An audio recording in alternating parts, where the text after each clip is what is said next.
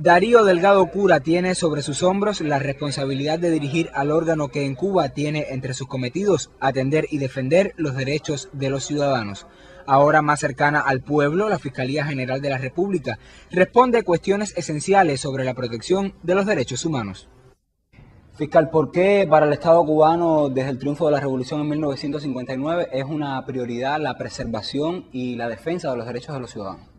Cuando vamos al alegato de Fidel Alacento Cortés Moncada, cuando Fidel habla de qué entendemos por pueblo, hay también en ese alegato del comandante en jefe, en esa defensa que hace, en ese juicio, él también afirma un grupo de derechos que estaban siendo conculcados a todos los cubanos. O sea, el derecho a la tierra, el derecho al empleo, todo eran el derecho a la infancia, el derecho de los niños a ser protegidos. Realmente, en ese momento de nuestra patria, un momento triste para nuestra patria, realmente muchos de estos derechos ciudadanos no eran realmente práctica y realidad para los cubanos. Ahora, en 1959, desde el mismo inicio del triunfo de la Revolución, pues estos derechos comienzan a tener una expresión práctica. Y de todo punto de vista, o sea, el derecho a la vivienda, recordemos cómo muchas de las viviendas a las cuales los cubanos no tenían acceso eran realmente propiedad de personas que tenían bajo sí mismas el control, el dominio, la explotación de diferentes casas, el derecho al trabajo.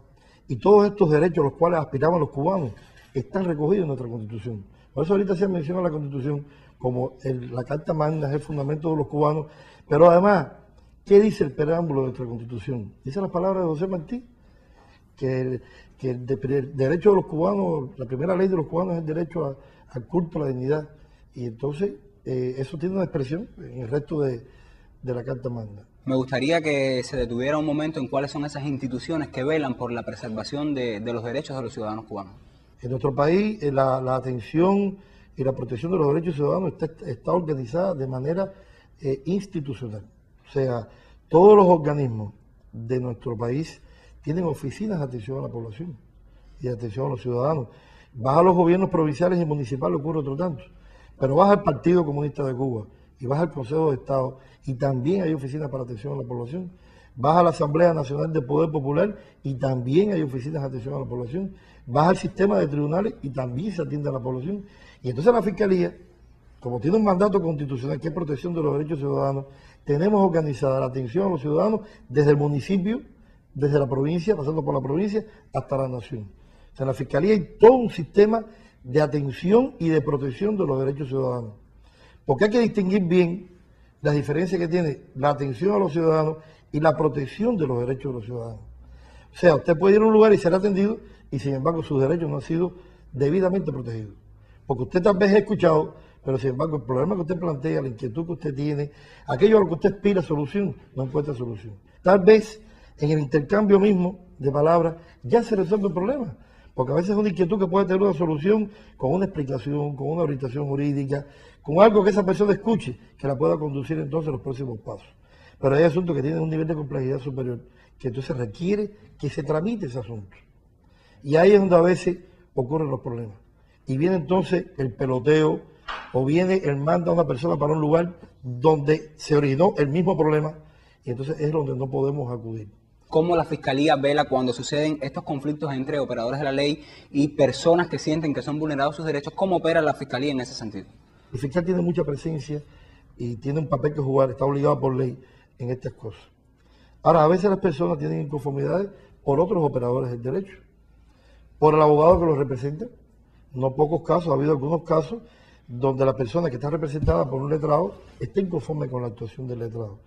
Y cuando eso se nos plantea a los fiscales pues entonces tramitamos eso con la Organización Nacional de Bufetes Colectivos y trasladamos el asunto. A veces es una inconformidad por desconocimiento o por una apreciación o por determinadas razones, pueden ser múltiples, de la manera en que se condujo una vista de un juicio, sea en el orden familiar o sea una vista penal, y entonces también nosotros trasladamos esos asuntos al sistema de tribunales. Siempre todas estas cosas que nosotros escuchamos y trasladamos, siempre son muy bien atendidas por los operadores del derecho. Línea única de la Fiscalía General de la República para el contacto directo con los ciudadanos. 0800-2-12345. Si llama desde cualquier municipio del país en horario laboral, contactará con el fiscal del Departamento de Atención a la Población de la provincia desde la que realice la llamada. En días y horas no laborables será atendido por el puesto de dirección de la Fiscalía General. Podrá acceder también por los números 206-9088, 9073 y 9077, línea única de la Fiscalía General de la República para el contacto directo con los ciudadanos, 0802-12345. Me gustaría que abundara en cuanto al papel de la Fiscalía o el acompañamiento del fiscal a estos menores que quizás sus padres han perdido la guardia y cuidado o que han fallecido, estén en prisión. ¿Cómo acompaña la Fiscalía o los fiscales a estos menores? No solamente que falte el padre, que falte la madre, que falten los dos o que falte el tutor. Es que en ocasiones los intereses del menor de edad entran en conflicto con uno de los padres. Sobre todo cuando se trata de herencia, de patrimonio, que en algunas ocasiones esto ocurre. En todos estos casos, o sea, los menores de edad, o sea, niños, niñas y adolescentes, que no tienen la capacidad legal para representarse por sí mismos, el fiscal tiene un papel, que es de garante de los intereses de ese menor de edad. Hay padres que no reconocen a un menor de edad, o sea, un niño no lo reconoce, entonces está solamente una figura de los dos que deben estar presentes, la figura materna y la paterna no está, o no está la materna. O sea, que hay diferentes, o sea, es complejo el tema porque se puede expresar de diferentes formas. Pero en cualquier forma que se exprese, cuando el menor del niño vaya a ser perjudicado, tiene que estar presente la figura del fiscal. En nuestro país tenemos un sistema nacional, o sea, que está presente en todos los municipios y provincias, que está constituido por los círculos mixtos y los hogares de niños sin amparo familiar. Esto es un tema muy importante. Esto es un tema que está dispuesto por un decreto ley, el decreto ley 76, que instituye esta forma de preservar y atender a los menores de edad. E inclusive tiene determinadas regulaciones hasta qué edad puede estar un niño o un adolescente o un joven en estos círculos mixtos o estos hogares de niños sin amparo familiar. O sea, son los niños o los que será privado de la patria y potestad de los padres, o tienen ausencia de los padres, o los padres están privados de libertad a ambos, o no, donde inclusive se prevé la familia sustituta. O sea, una familia a la cual puede acoger a uno de estos niños. Hay toda una organización en el Estado que recibe inclusive, está presupuestado, recibe un dinero, porque esas niñas y esos niños que se convierten en adolescentes y jóvenes también quieren disfrutar de la vida, quieren vestirse, quieren peinarse, quieren teñirse el pelo, quieren ponerse uñas postizas, lo que les gusta a las niñas, a las jóvenes, y entonces el Estado se preocupa por ellos. O sea, el Estado asume ahí la función de madre y padre. Muchas veces de las mejores casas que son confiscadas a elementos corruptos, se destinan a estos fines, o sea, a los fines estos de hogares de niños sin amparo familiar, y ejemplos nos sobran, o sea que esto está institucionalmente garantizado eso. Hay algunas actitudes de los menores que en ocasiones transgreden la ley y se pueden constituir como delitos, pero bueno, la ley los protege porque son menores. ¿De qué manera el Estado cubano o las leyes cubanas protegen a estos menores que tienen este tipo de conductas? Hay menores de edad que transgreden la ley y no son sujetos de delito porque no han alcanzado la edad penal. Por tanto, hasta que no alcance la edad penal, que en Cuba es 16 años, ese menor, ese joven, no se puede considerar sujeto de delito y no puede ser presentado a un tribunal penal porque no ha alcanzado la edad para que sea conducido al tribunal. Por tanto, no va al sistema de prisiones tampoco. Ahora, aquel que es menor de la edad penal, menor de 16 años, si transgrede la ley, hay también un sistema, sobre todo para atenderlo y reeducarlo. La inmensa mayoría de estos adolescentes o jóvenes que transgreden la ley, muchos de ellos provienen de familias disfuncionales. Y pudiéramos decir que también son víctimas. Y han sido víctimas del abandono de los padres, de las madres, y que entonces el Estado ha tenido que ocuparse de ellos. Tenemos en Cuba el Consejo de Atención a Menores, que pertenece al Ministerio de Educación, y tenemos también un Consejo de Atención a Menores que pertenece al Ministerio del Interior. Ambos están encaminados a cumplir sus funciones en determinado momento de la vida de ese menor. O sea, el Consejo de Atención a Menores del Ministerio de Educación durante la vida del menor en el sistema de educación, o sea, las escuelas primarias o secundarias. Y el Consejo de Atención a Menores del Ministerio del Interior son precisamente para aquellos menores que han transgredido la ley o que tienen una conducta muy desajustada con proclividad a transgredir la ley. Entonces, para todo ello, tenemos escuelas de conducta con régimen externo y escuelas de conducta con régimen interno. Y tenemos las escuelas de formación integral, donde para que un adolescente, un joven ingrese ahí, es el resultado de una evaluación de psicólogos, pedagogos, especialistas y profesionales que pueden evaluar acertadamente y llegar a una conclusión de qué es lo más conveniente para ese adolescente. O sea, todos estos lugares también son objeto de control del fiscal. Y el fiscal ahí supervisa, controla y exige que los derechos de ese menor que no tiene la custodia de los padres, que no está al abrigo de los padres, sino en instituciones del Estado, también reciban y se les garantice el derecho que le corresponde. El derecho, todos los derechos que le corresponde a un menor de edad en nuestro país. O sea, también se les garantiza en estos lugares. ¿Qué derechos se garantizan a estos ciudadanos que están privados, que están en las prisiones, sobre todo aquellas mujeres que pueden estar en periodo de maternidad? ¿Cuáles son esos derechos que poseen esos ciudadanos? Hay una permanente atención a la mujer, esté en libertad o esté privada de ella. Y si está privada de libertad, mucho más es la atención a esa mujer. Nuestra mujer, la población penal de mujeres en Cuba, podemos decir que realmente es relativamente pequeña. Con otros países del mundo es relativamente pequeña. Y nuestras mujeres que están privadas de libertad en Cuba, las que están en régimen cerrado son las mínimas. Cuando hablo de régimen cerrado es que están en una prisión y no están trabajando. Porque, por ejemplo, en nuestro país, a pesar de las limitaciones económicas, la mayoría, y cuando hablo de mayoría es más del 50% de los privados de libertad trabajan o están vinculados al estudio. O sea, los porcientos son muy altos en Cuba de los que están vinculados, que alcanzan un oficio, sea de albañil, sea de carpintero, sea de electricista. Muchos son, aquellos que tienen un nivel de escolaridad muy alto, son monitores en las prisiones, para los jóvenes que no tienen un nivel de escolaridad que sea elevado. Varios jóvenes han alcanzado un nivel superior en nuestras prisiones, porque se les permite continuar los estudios universitarios y reciben una preparación, además, esa que tiene que ver con el currículum de una persona, ¿no? O sea, la educación primaria, secundaria, la educación obrero-campesina, la facultad obrera, ¿no? O sea, en dependencia del momento en que se encuentre, pero también estudios universitarios. Eso, por supuesto, los jóvenes son una prioridad para el estudio y para el trabajo. Que puede haber determinados estigmatismos que hay que desterrarlos. O sea, una persona que reciba el beneficio de la libertad condicional o de la libertad cuando le corresponda, puede vincularse laboralmente a cualquier sector, salvo aquello donde la persona está por el tribunal dispuesto, tiene determinadas prohibiciones. Por ejemplo, y a veces la población con mucha razón lo dice, un corrupto, un administrador corrupto, una persona con funciones públicas que cayó en un delito de malversación, de cohecho, por supuesto que el tribunal dispone que no puede ocupar la misma responsabilidad. Sería una burla al pueblo, sería una burla a la sociedad, y esa persona no puede volver a ser administrador. Hay un tiempo que el tribunal dispone, por un periodo, en que esa persona no puede desempeñarse igual. Es como si decir, otra persona de cualquier otro sector, no guarda relación con ningún sector en específico.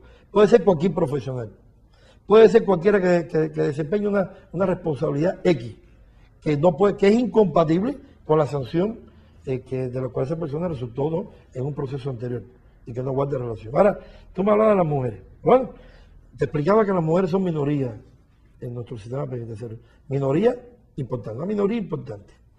Ahora, ahí también a las mujeres se les garantiza sus derechos.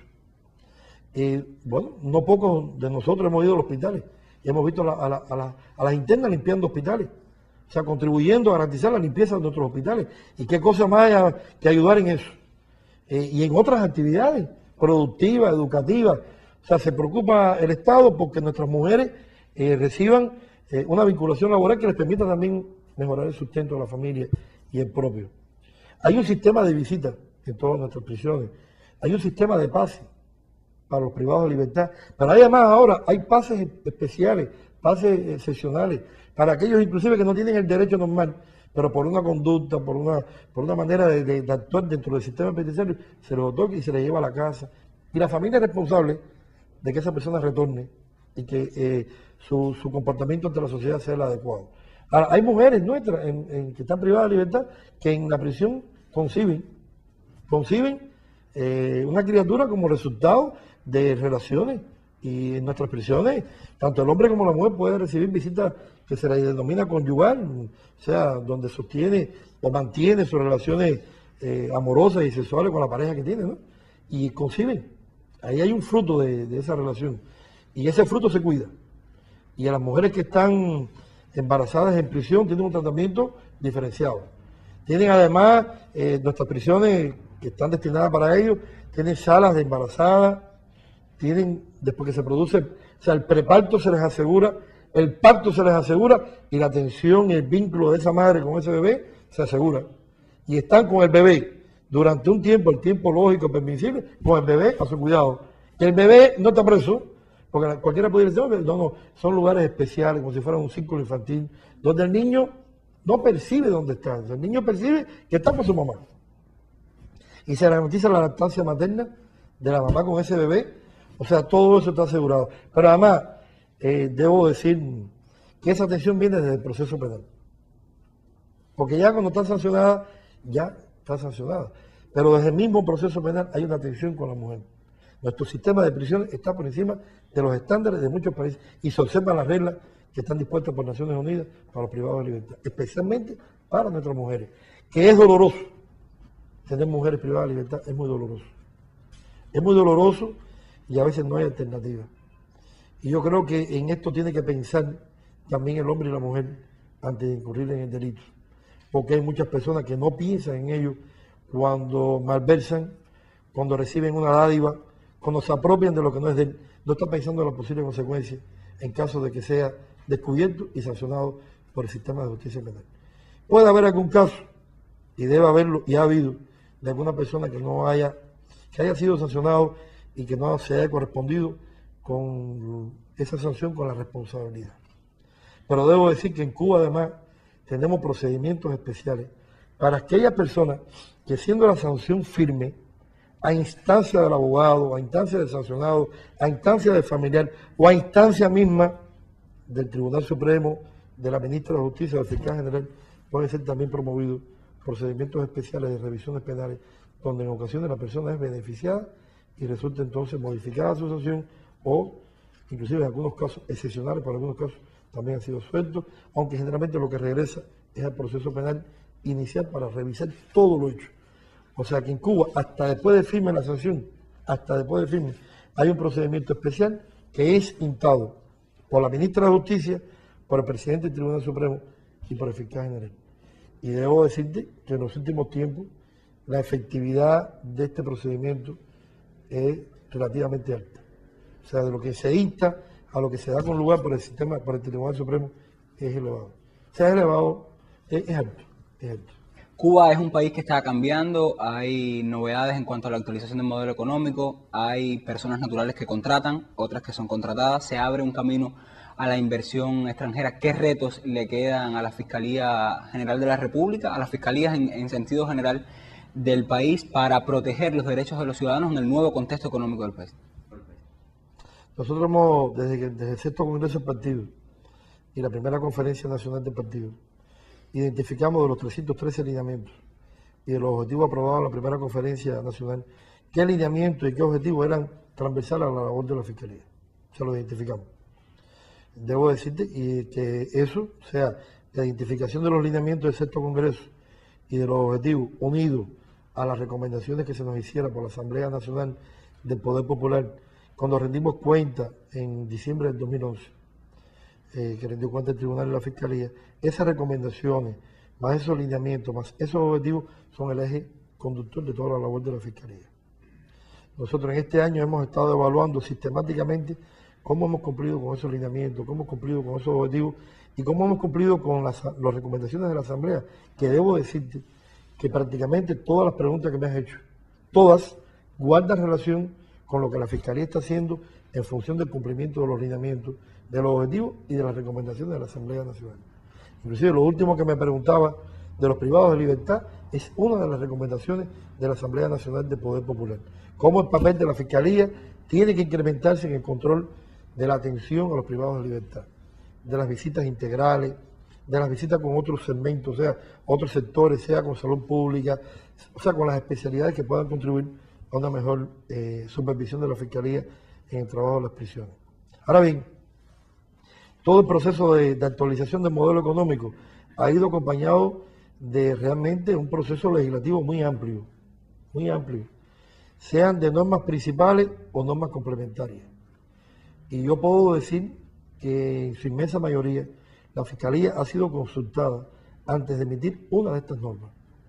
O sea, que guarden relación con la gestión no estatal en cualquiera de sus variedades u otras, o sea, todas las que se han emitido.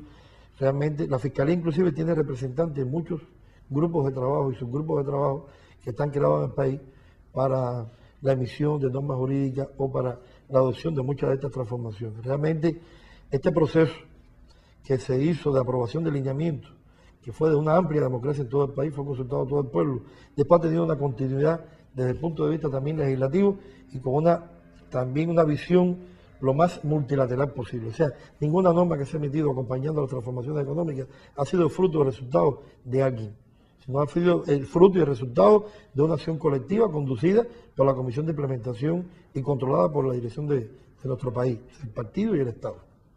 En todo ello, o en muchas de estas normas, ha estado implicada la Fiscalía. Por tanto, la Fiscalía, desde la misma concepción de la norma y de la regulación, ha estado presente, controlando y tratando de ayudar a que aquellas desviaciones que se hayan producido se rectifiquen. Hemos trabajado también mucho de conjunto con la Comisión de Implementación en comprobar, en tratar de recomendar aquellas cosas que sean convenientes, en rectificar cosas que se hacen que a veces son necesarias. Más, se ha indicado por nuestro presidente que donde haya que rectificar algunas de las cosas que estamos haciendo, rectificarlo oportunamente, y creo que hemos contribuido, tal vez no en la medida de lo necesario, pero hemos contribuido a que se ratifique lo que es importante y se rectifique lo que sea necesario. Y hay realmente una relación de trabajo muy estrecha con la Contraloría General de la República, muy estrecha, para tratar inclusive de no reproducirnos. ¿Qué controla la Contraloría? ¿Qué ve la Fiscalía General de la República? Nos complementamos, conciliamos las visitas a los intereses. Ahora, tratamos por todos los medios de proteger el sector de gestión no estatal. Es un sector donde está empleado una cifra importante de cubanos. Y lejos de perseguirlo y lejos de estigmatizarlo, lo que tratamos es de que los errores se rectifiquen y lo bueno se mantenga. Porque en todo en la vida hay cosas buenas y hay cosas malas.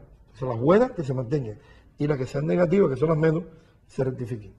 Somos escuchados, controlamos, recomendamos, muchas veces a instancias inclusive de las autoridades, o sea, los propios ministerios, las propias organizaciones superiores de dirección empresarial nos piden apoyo, en los consejos de la administración provinciales o las jefaturas de las administraciones en Mayabeque y Artemisa también nos lo piden. O sea, no es per se solamente lo que hace la Fiscalía, sino también hay instancias de las instituciones de gobierno y del Estado que también nos piden que hagamos ese trabajo. Fiscalía además, donde el 80% son mujeres, donde más del 50% son jóvenes, menores de 35 años. Dicen que las mujeres tienen un mejor sentido de la justicia que los hombres. Mucho mejor. Y fíjate si lo tienen, que son las que conciben la criatura y son las que después se ocupan de educarlo y de llevarlo hasta el final de sus días. La mujer, Martí dijo que era el taller natural de la vida. Y dijo tantas cosas de la mujer como la dijo Fidel y como lo hizo Vilma y como lo dice nuestro presidente del Consejo de Estado.